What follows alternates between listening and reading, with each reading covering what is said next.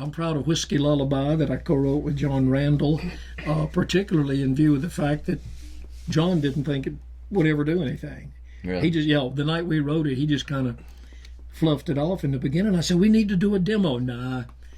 He had no faith in that song, and I did. I had faith in it from the very beginning, and I kind of pushed him to make a demo, and finally got him in the studio. We made the demo, and then, of course, Brad heard it and recorded it with Alison, which is another whole separate story.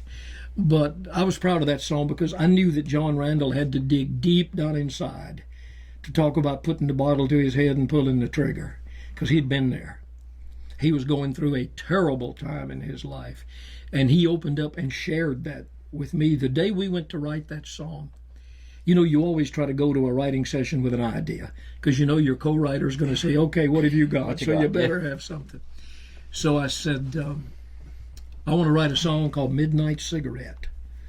And he kind of looked at me. I said, the idea would be that a relationship just kind of burned out like a cigarette in an ashtray at midnight. Just picture that cigarette sitting there, and it just burns itself out. He said, I like that. And then he picked up the guitar, and he said, well, let me show you something. And he sang, put the bottle to his head and pull the trigger. I forgot all about Midnight Cigarette. And actually, the opening line of Whiskey Lullaby is, she put him out like the burning end of a midnight cigarette, which is where that came from. My all-time favorite opening line ever.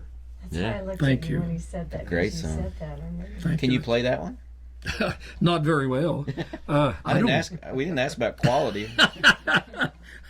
I don't know. We just Golly, wanna I hear don't hardly ever do it. Can't play it like John does. He put the bottle to his head and pulled the trigger, and finally drank away her memory. Actually, when John and I wrote that, we said, and finally blew away her memory. And Alison, when they recorded it together, she would not say blew away, she said drank away. So that got changed. Did she ask for a third on the song? No. She wouldn't go get it if she did.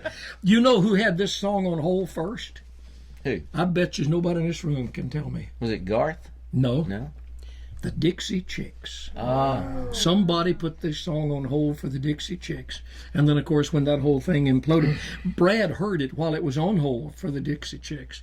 And he said, I want to put a secondary hold on it, and if it ever becomes available, I want to record it. And then when it did become available, he did. And he was the genius. He called me one day and he said, I think we ought to take Whiskey Lullaby and make it a duet. I said, what do you mean? He said, the first verse is the guy singing, and then you have a girl singing the second verse. We didn't write it that way. It was not written as a duet. Mm-hmm. I said, golly. I said, who do you want to record it with? He said, there's only two people that could do it.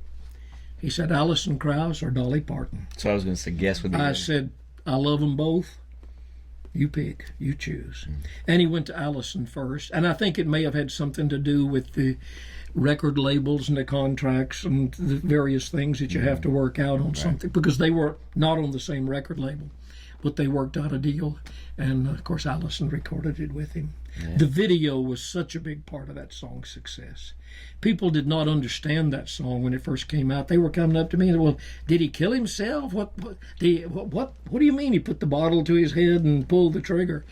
And then when Rick Schroeder did that fabulous video on the song, it's, so that's what you mean. Mm-hmm.